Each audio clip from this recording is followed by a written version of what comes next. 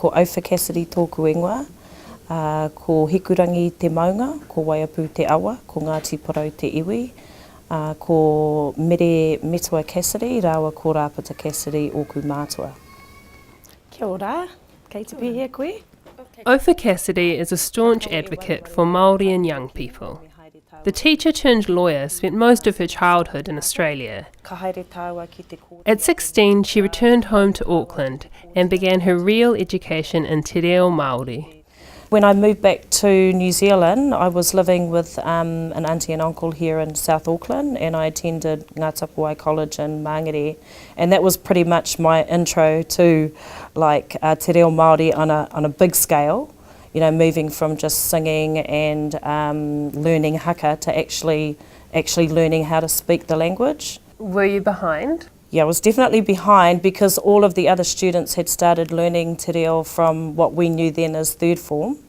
I think they call it year 9 now. So I was definitely coming in behind the 8 ball. Although I did have, the lucky thing that I did have was I was living with my auntie and uncle, Te Kepa and Pani Sterling, and they're both native language speakers. So I had the benefit of having the language at home. And at the time my uncle was also teaching adult classes for te reo in the evenings, so I had no choice, I had to attend them with him. So what is your job now? So currently I'm a lawyer. I've been doing it for the last 15, 16 years, practising as a family court lawyer here in South Auckland, as lawyer for child mostly. And when you first started working in South Auckland, you were asked to teach one of the judges some te reo Māori. What was that like?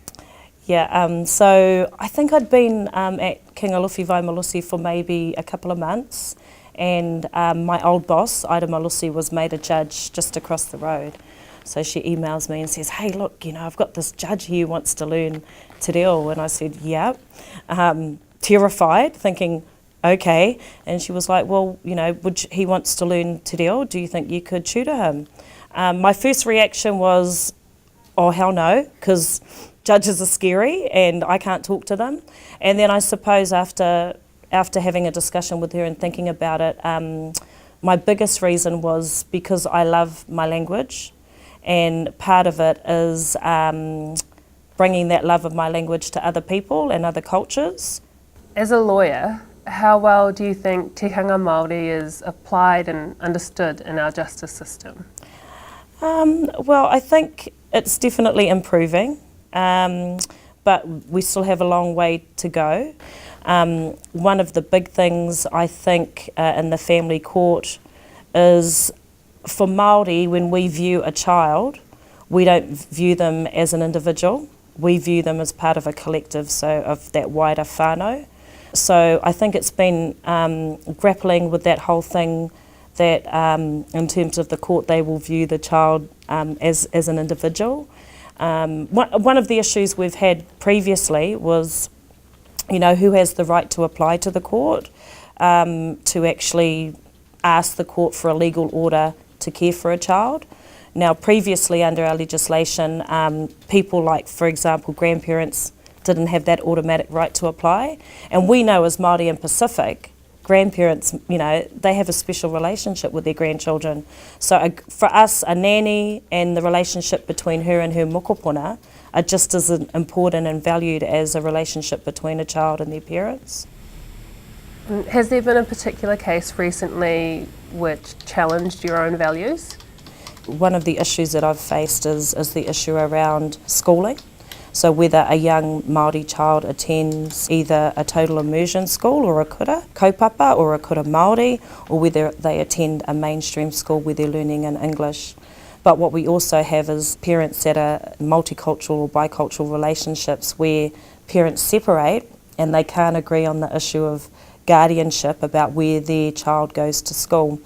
You always have to work within the parameters of what legislation is and what the law is, which is what's in the best interests of that particular child in that particular situation.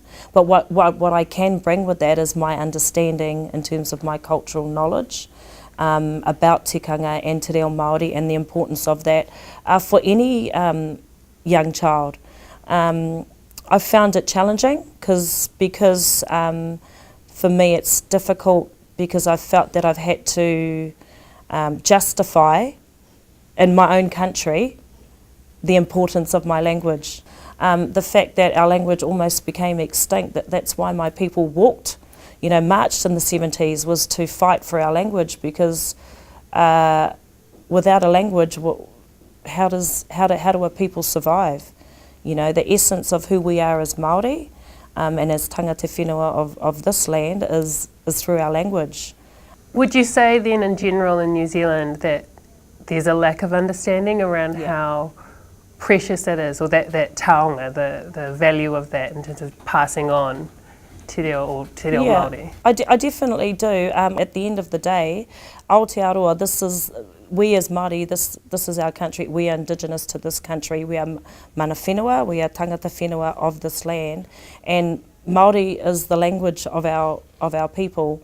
It's an official language, and I think for some non-Māori they get a bit frightened about learning it, or they're scared to give it a go, when really they should turn it on the positive and say, hey, look, we're living in Aotearoa, it's the native language of the Māori people, it's an official language. What are the positives that we can get out of that? Te Wiki o te reo Māori, is there still a place for it?